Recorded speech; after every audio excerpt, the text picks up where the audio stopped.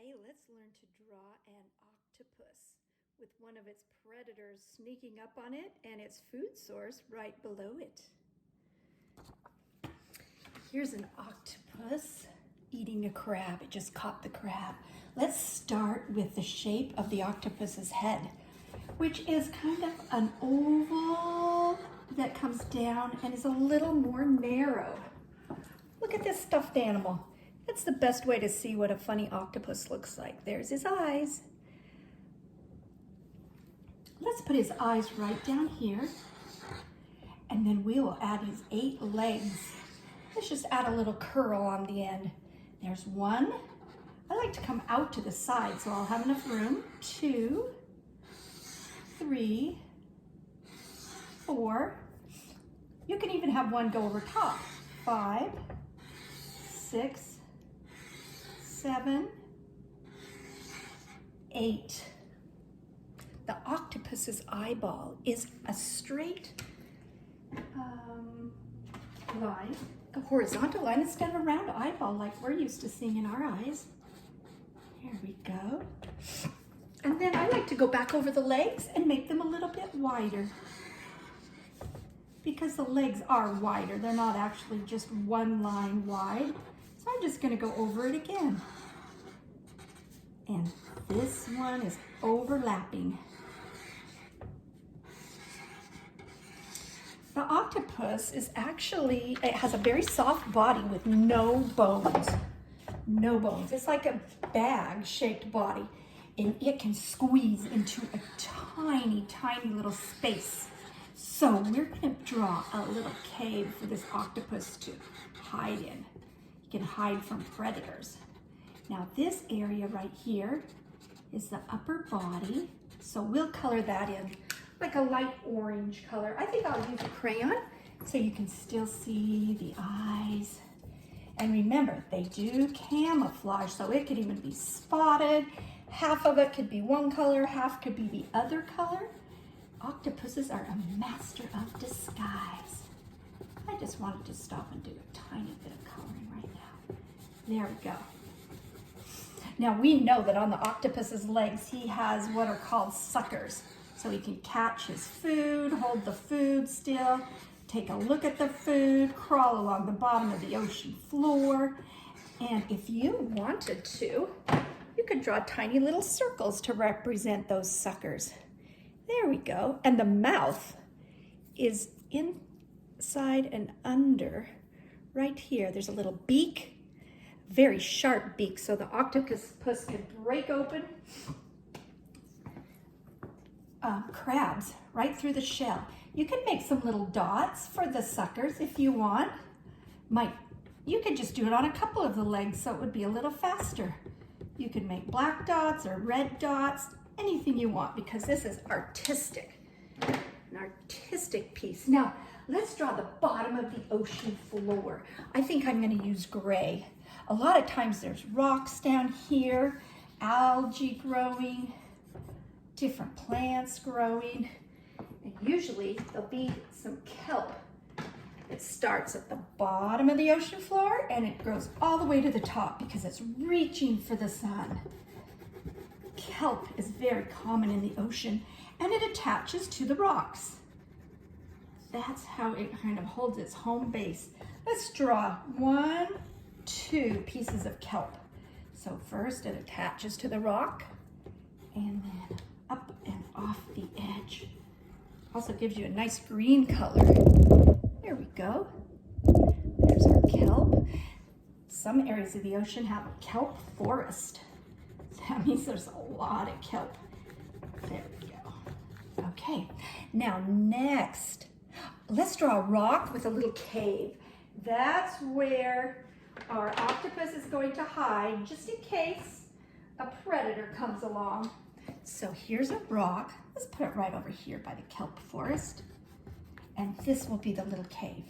And you might think, wait a minute, how could he fit in that small area? But remember, his body is just like a bag of liquid, and he can squeeze right in. As long as his eyeball can fit in there, he can fit in. Okay, this is the ocean floor. just gonna go in round, kind of around like that. Now let's add in his predator, which is the shark. Ooh, here's a close-up of a shark. We'll just put like his little nose peeking in onto our piece of art. So we'll go over and under with the mouth, just like this one.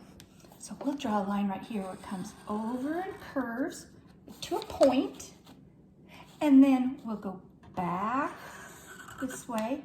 And for the mouth, it looks like a frown, like, ooh, this shark is mad, he's frowning. We'll also make his eye with an eyebrow going down. That makes him look mad. Oh, of course, we need teeth. And sharks' bodies are usually gray on top, white on the bottom. So we could color that in gray on top and white on the bottom. He's peeking on, trying to sneak up on the octopus. Oh, we forgot the little shark fin. Let's also add that right here. It's just barely going off the edge. Do do do do do do do do do do do do. Okay.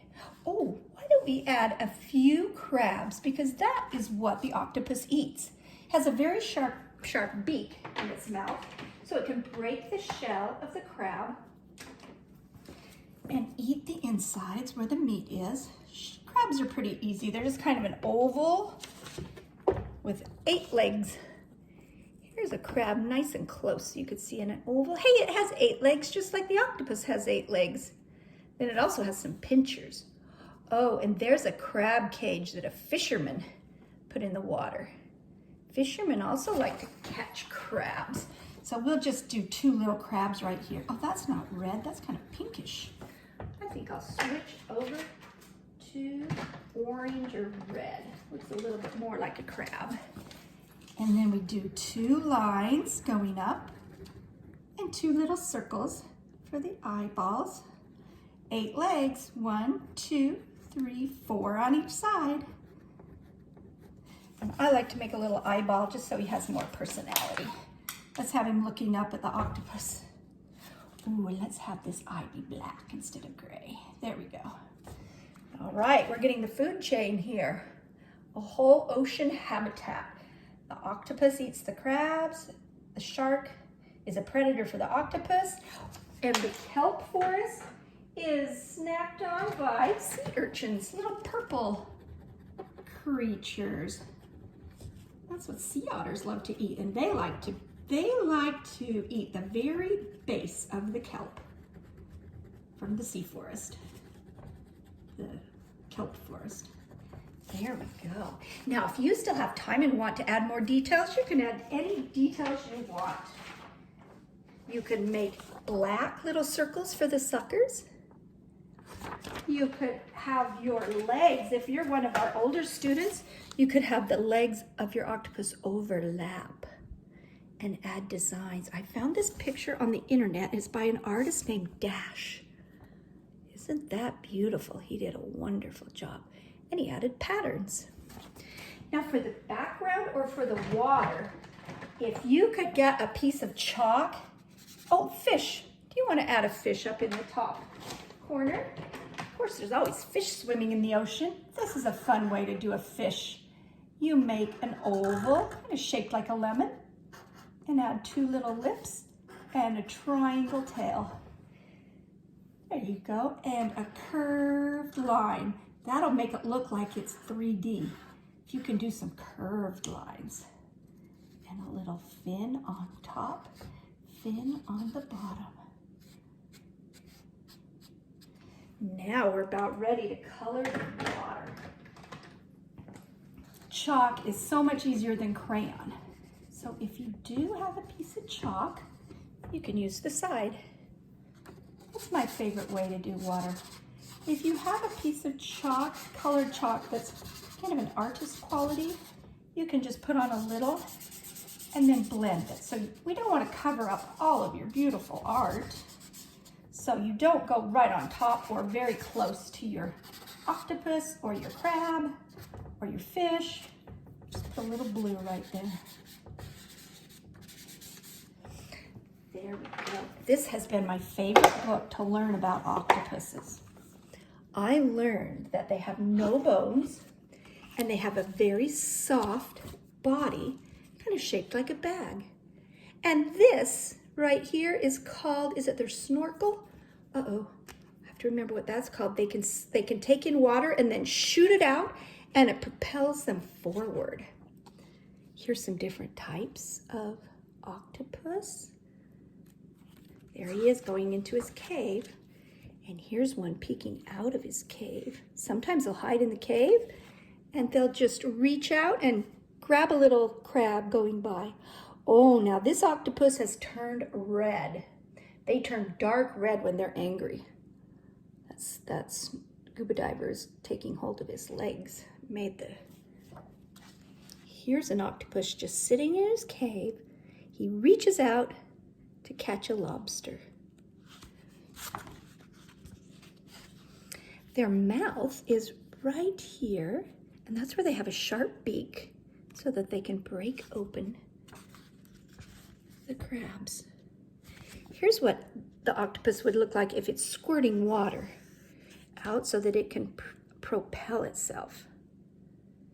The tube is called the siphon. That's right, the tube is called the siphon. Sometimes the octopus will spread out all of its arms on top of its prey.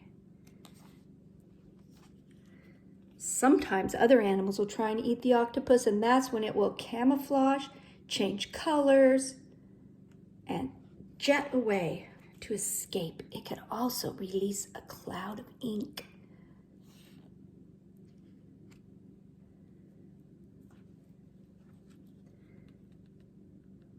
Here's an octopus that just released some ink. A female octopus will finally mate when she is 1 to 2 years old. And then after she mates, she finds a den. And she organizes all her little eggs, actually hangs them up. She'll stay there and protect them until finally they will be tiny little octopuses. This is a great book, and I'm sure your drawing is amazing. Thanks for tuning in. It's so fun to learn about science and to learn about our octopus.